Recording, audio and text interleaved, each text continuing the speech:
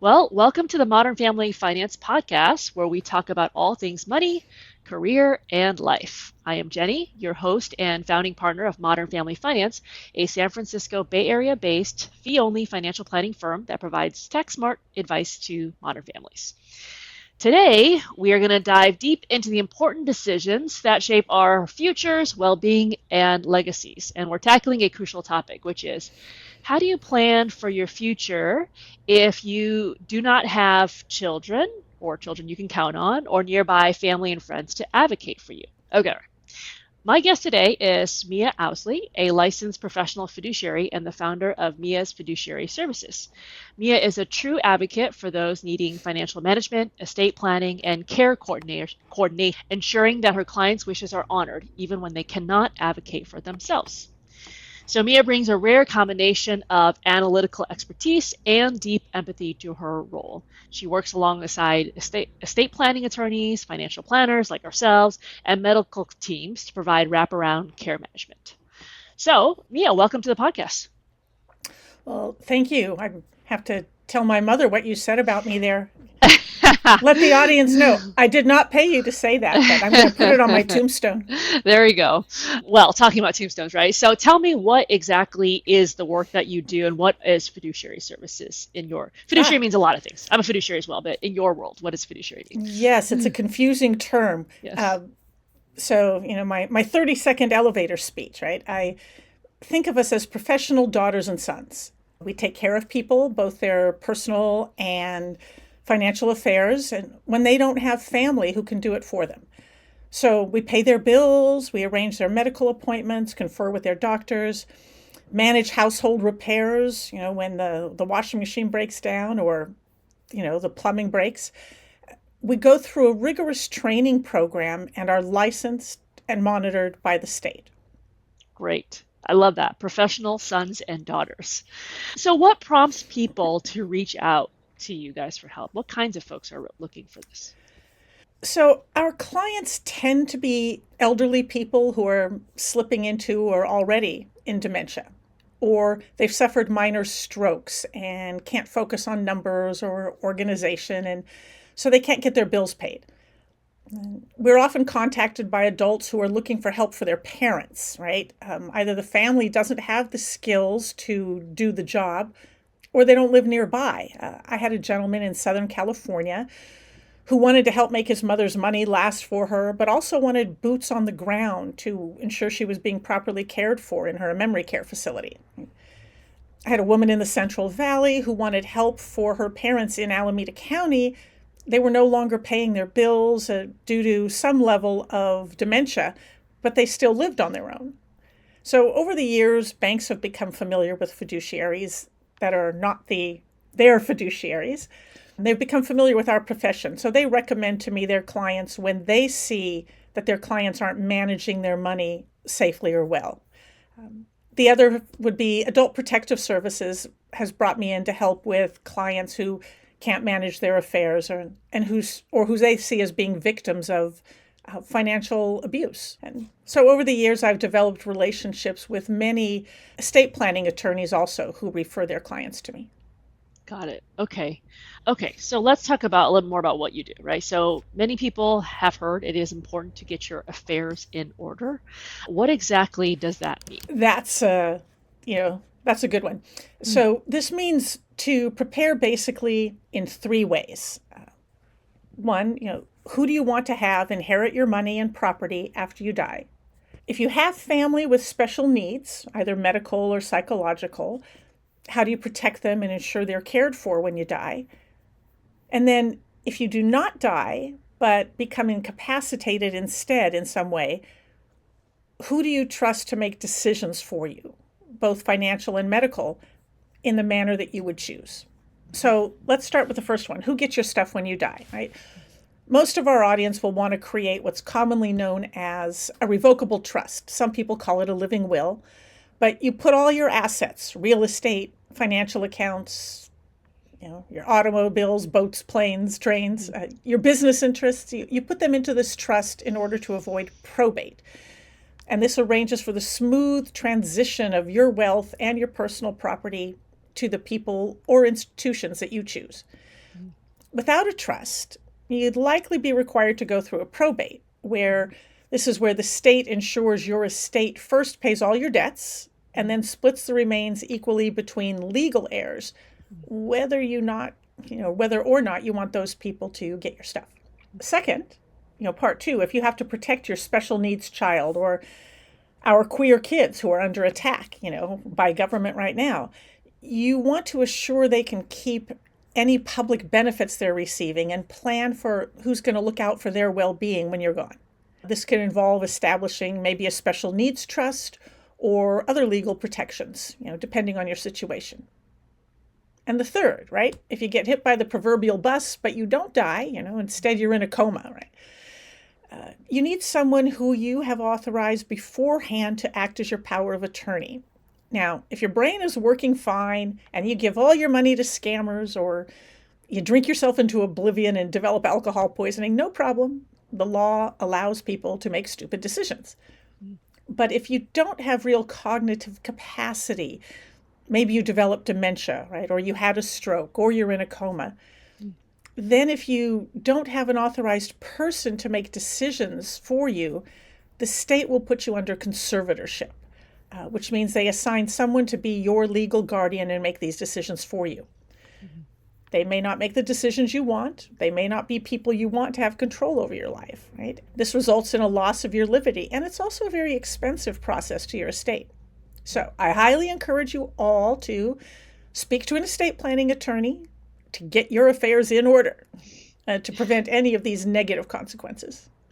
Gotcha. Okay, so a lot of this work you might be doing with an estate attorney to sort all this stuff out. Now tell me, where does your work come in, relative to getting your affairs in order?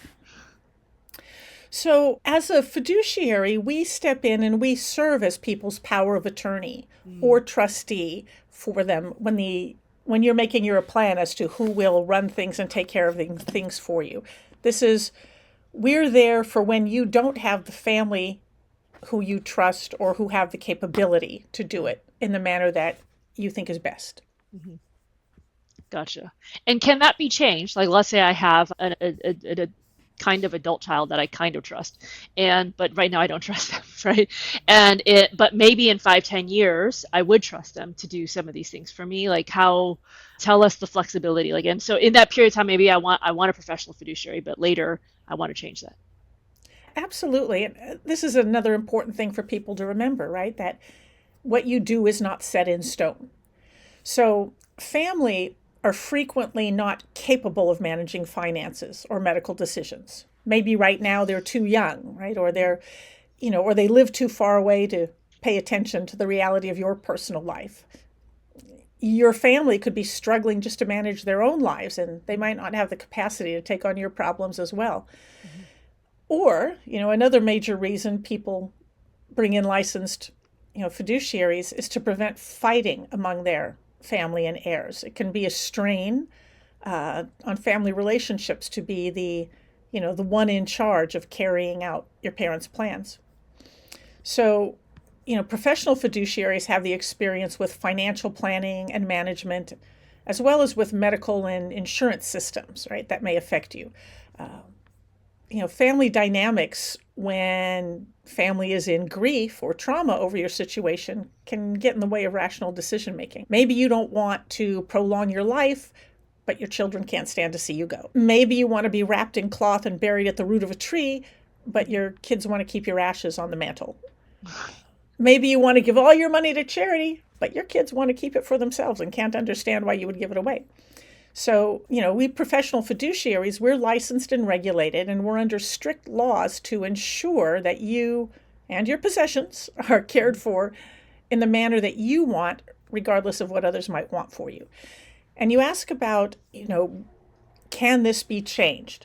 So, yes, I have a client who it took her, she has one child that she wanted to favor over another. Mm-hmm. And it was difficult for her because she thought, oh, should I leave one of them 90%? Should I leave this child 90% who needs all the help, and I'll leave this other child 10% because he's already got a life on his own and he can take care of himself, and he's being mean to me. Yeah. Oh, but what if he needs money later? So maybe I should give him 15 or 20% and give her only 80%. Oh, but then what happens if I change my mind, if I find out he's really bad and I want to leave it all to her? And she was, you can, when you wobble around like that, you don't get anything done, right? Yeah. So I got her attorney to create a sprinkling trust that allows the trustee some leeway to increase one child's inheritance if needed. Mm-hmm. And by knowing that she could change it anytime she wanted, it made it possible for her to make a decision, because I didn't want her to not have anything in place should something happen to her, because she was ill and having troubles. It's like better to have something in place knowing that you can change it later whenever you want. Yeah. Got it. While okay. While you still have while capacity. you have capacity, yes. Yeah. So I'm just thinking about, in the context of like the clients that we work with are generally, folks kind of in their 30s, 40s, and 50s. But they might be unmarried, but in a relationship, but unmarried. They might not have children of their own. They might have their own family, but they're worried about elderly parents. So kind of in that context, you've already given some examples, but can you give me some examples of how having a professional fiduciary could help in these situations versus an elderly person who's on the verge of dementia and calls you in an urgency, to get help? People call us. This is when we get called by estate planning attorneys, who people are coming to them to get their affairs in order. Mm-hmm. And so they have to name who's going to be that trustee, who's going to be our power of attorney. We don't have any kids to do it, or our children are only 7 and 8 years old, so they're not going to be doing this. And that's when, an attorney will help them realize, okay, this is when you need a professional fiduciary. Recently, I had a woman, Mia, she said, my daughter's not ready to do this, but I think she will be, just like what you said. She'll be that way ready, in about 5 or 6 years. That's fine. We don't have any skin in the game to say, no, this has to be us forever and ever. Right. We're here when you need us. If you don't need us anymore, goodbye, and, have a nice life, and we wish you well. We make decisions based on what we need at the time. Gotcha. Okay, cool. I should say people make decisions for what they need at the time. At the time. Got it. Okay. Let's keep going down. I think the more examples we provide, the easier it'll be to help understand like when this is a help, when this is a great use case for using a fiduciary. So what happens if a person actually loses the ability to manage their stuff, due to dementia, stroke, or any of these things, but you don't actually have anyone designated to take over? So that's a complicated question. And as a good attorney would answer, that depends. Any family member might try to manage affairs and may do so well, or they might abuse the power and use that money for themselves. This is a really important, question to deal with for our queer community. Yeah. Because they're far more likely to not have family support or even neighborly support, right? It's possible friends or neighbors might notice and try to manage things for themselves, but this is another place where financial abuse can occur. So, but let's say no one's taking advantage of the situation, but instead calls Adult Protective Services and says, hey, this person's losing their memory and not paying their bills, and their power and water got turned off, or the bank wants to foreclose on their mortgage or something like that. So Adult Protective Services would bring this to court, and the person would end up under conservatorship. When if you haven't named somebody to make decisions for you, that is what will happen. Okay. They become, if you think of a ward of the state. Yeah. Now, you're a ward of the state if you don't have any money, and the public guardian becomes your conservator. Mm-hmm. But our audience is more likely to have some funds behind them and not be eligible for that public support. So then the courts appoint a licensed fiduciary to serve as their conservator. Mm-hmm. Gotcha. And that's where services like your firm come in. Help. Correct. Gotcha. Okay. Can you give us some examples of how you've helped clients navigate like a financial issue, such as, somebody who does need help managing debt or selling a home or what have you? Like, give us some examples of how you've helped clients through these things. Yes, yes, yes. So, we sell homes for our clients frequently. Probably one of my best examples would be back in mid 2018. I was helping a client. She was recovering from an accident and was working with her home care agency. And one day the care provider said, I think you could really help another client of mine. I take her to the bank, and the bankers say she really needs help. She's broke and can't pay her credit cards. And so I went to meet with a 93-year-old woman who had never supported herself. She owed about $40,000 on two canceled credit cards. She had a bank balance that was always in the negative until her monthly Social Security check came in. Her only asset was her house in the Berkeley Hills. So she hired me as her power of attorney. And I said, well, you really have two options because you need money, and that's either sell your house, but you don't want to move, so let's get you, a reverse mortgage would be good for you. Yeah.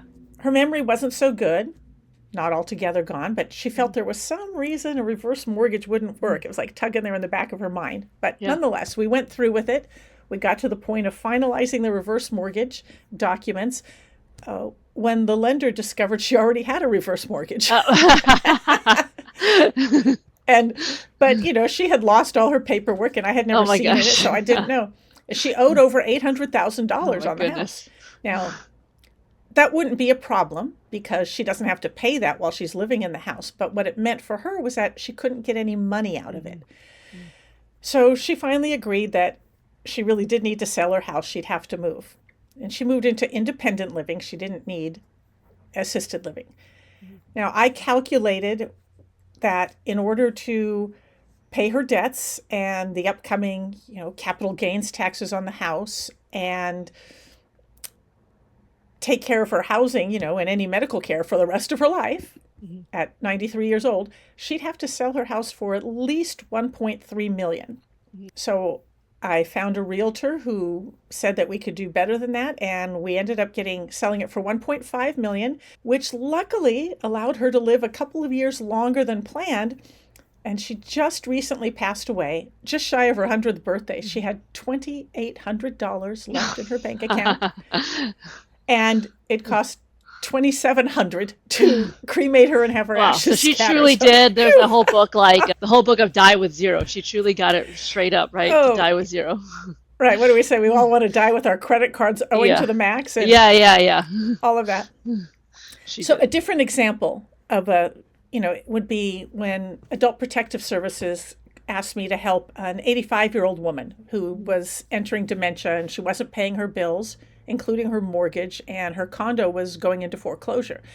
So I worked with this woman and APS to, figure out even where her mortgage was. In my first month working for her, the mortgage had been sold 3 times, and the mortgage companies don't like to tell you over the phone where it's gone. So just tracking it down to pay it off was difficult. We finally got access to her bank funds and paid off her mortgage, insurance, property taxes, brought them up to date.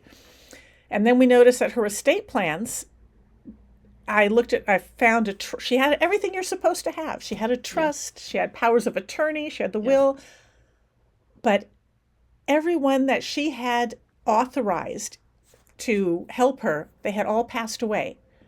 Her trustees, her powers of attorney, her lawyer himself. So there was no one authorized to care for her.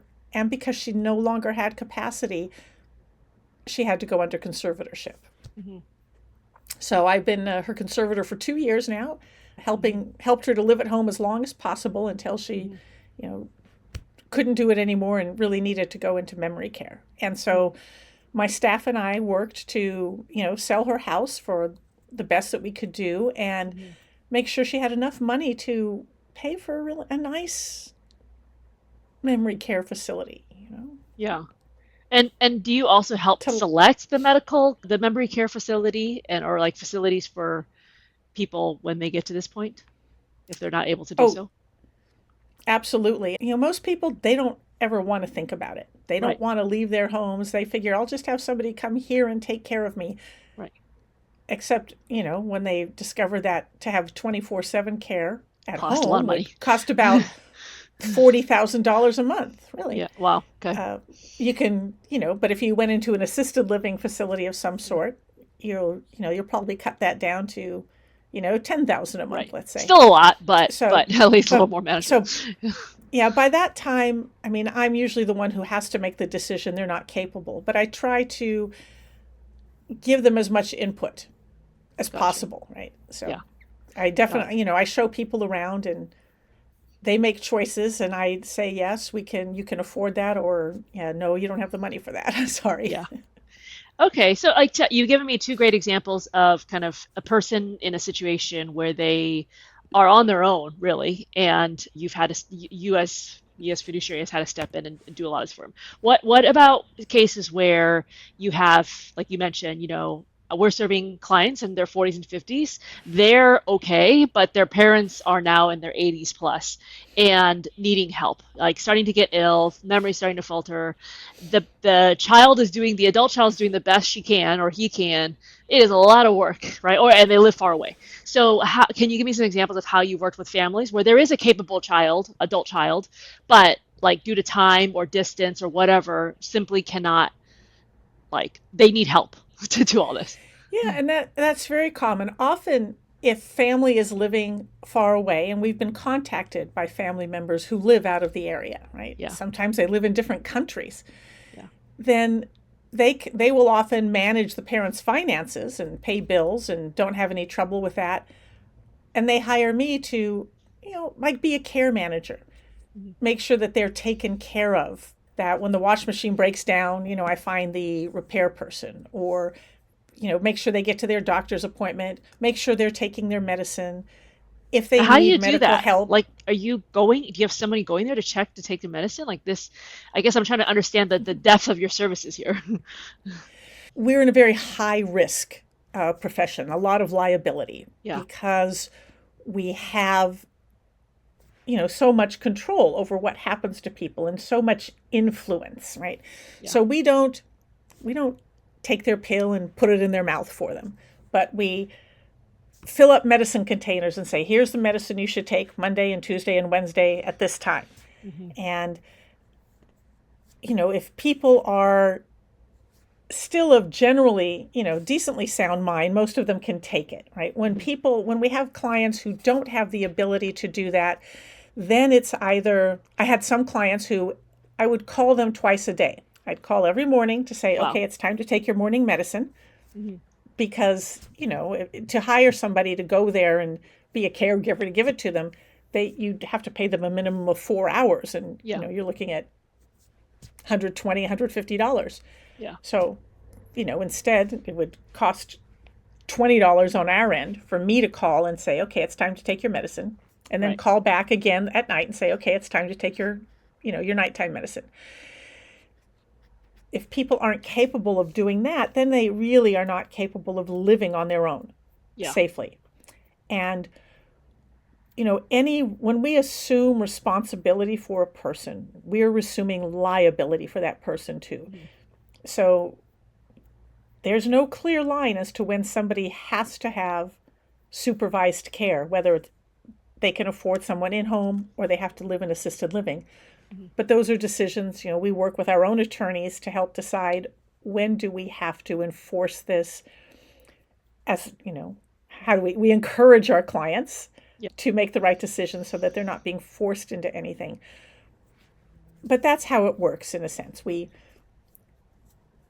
do what we can to make it easy for them to continue living at home and still take their medicine. Got it. So am I right in saying, like, I mean, you're not kidding about your job title as being professional sons and daughters. What it sounds like is like, just like a son and daughter would do everything from calling mom to make sure she took her pill, to fixing the internet, to obviously kind of these more heavy duty things, serving as, durable power of attorney or healthcare power of attorney. Like you do the whole gamut of these things. Is that correct? Yeah, maybe you should Correct. tell me, what do you not do? What is off? What would you not do? Well, I suppose it depends, on which fiduciary you are. Some fiduciaries do more than others. Yeah. Some will only focus on financial management and planning, right?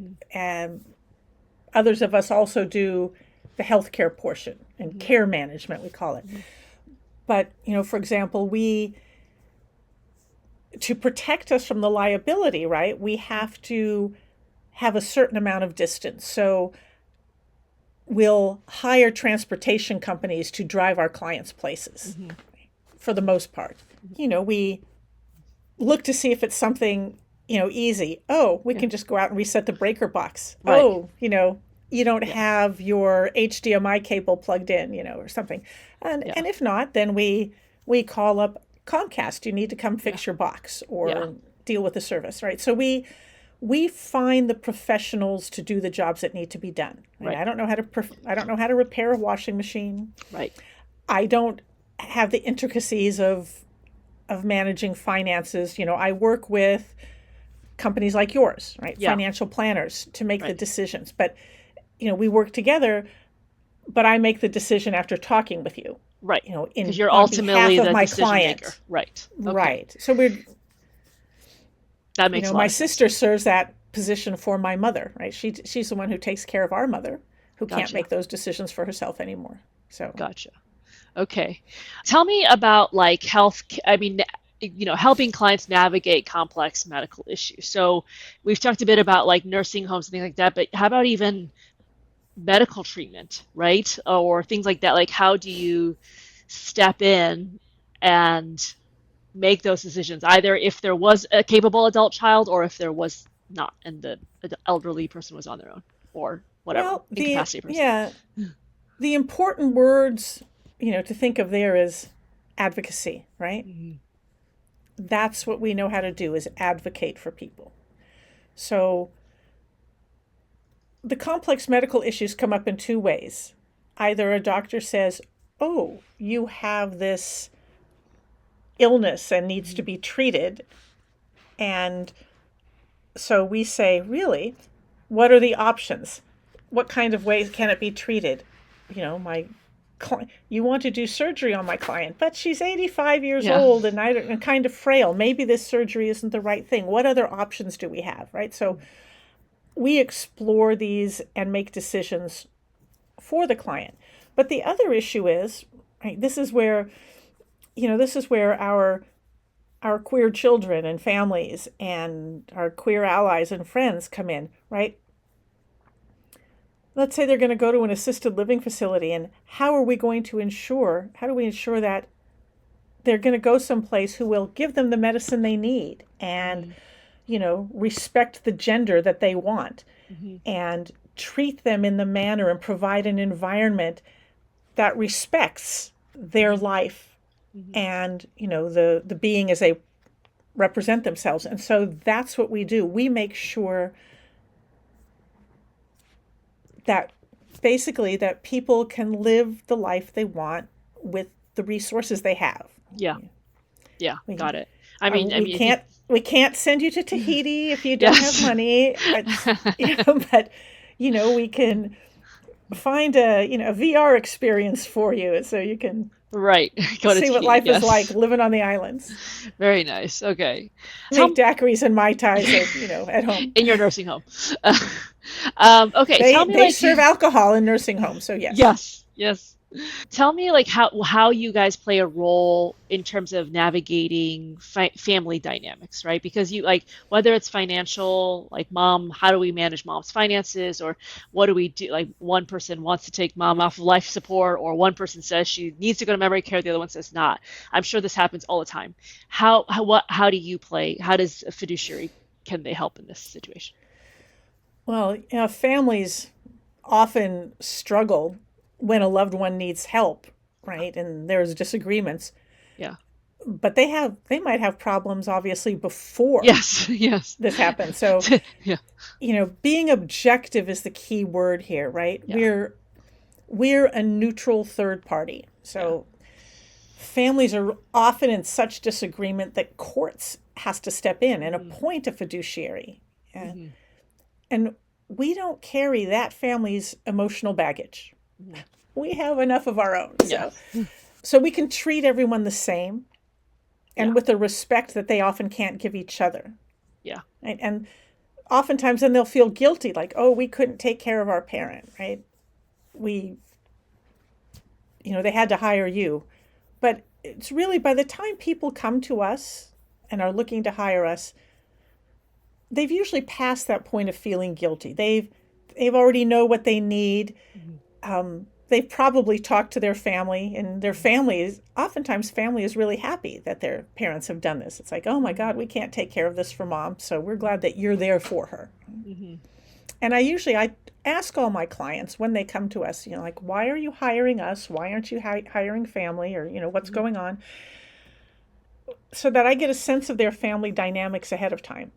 And Mhm. if they're really wavering on that question, right, I don't try to convince them and say, well, you really should hire us. We're much Right. better than your family. No, rather, I ask the questions that help them face their own concerns and give them options. Most importantly, I let them know that they can always change their mind. Mhm.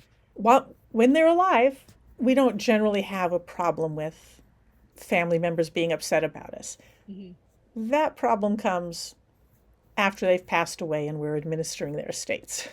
Well, let's talk about that. So tell us some of the biggest challenges you face when administering a client's trust, and maybe even kind of insights that as our clients are setting up their trust, they can think about so that their children, like it's like a parent's worst nightmare, right? To have children fight over their stuff after they're gone.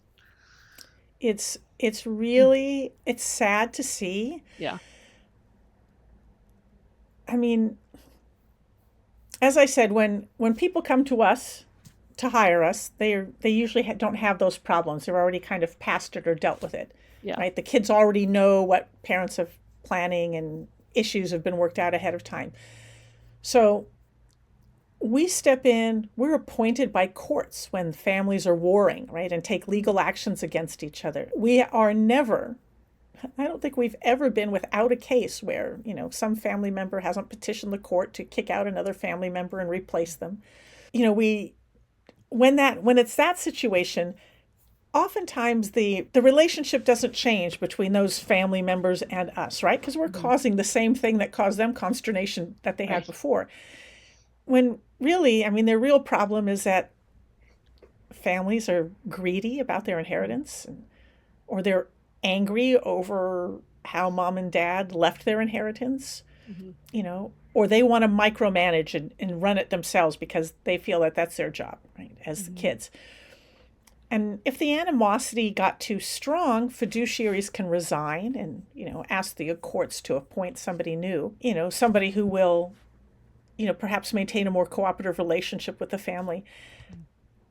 I mean, this doesn't happen to us all the time, but you do have to have a real level of patience and a sanguine personality to do this kind of work.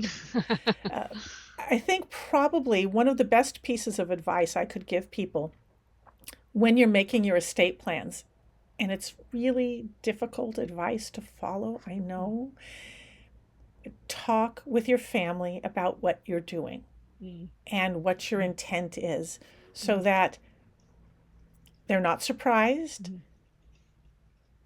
If they have questions, if they have concerns, you deal with it as a family, Yeah.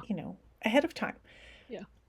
That really resolves so many issues later on. Okay. Yeah, I can see. I mean, you like everything yeah, everything that you say you did is like, oh, I think there's a lot of need for this, right?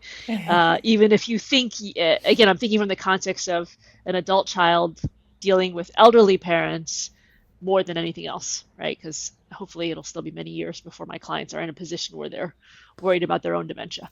But how does one work with you? Like, what does that look like? Let's just give the example of somebody who's got a parent out of town, or they're just on, like they would like some support helping with their parents' care from you. How does it work?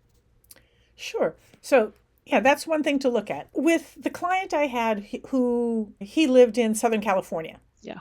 and his mother lived here in the Bay Area where I live. We communicate with each other by email or text. We talk to each other on the phone.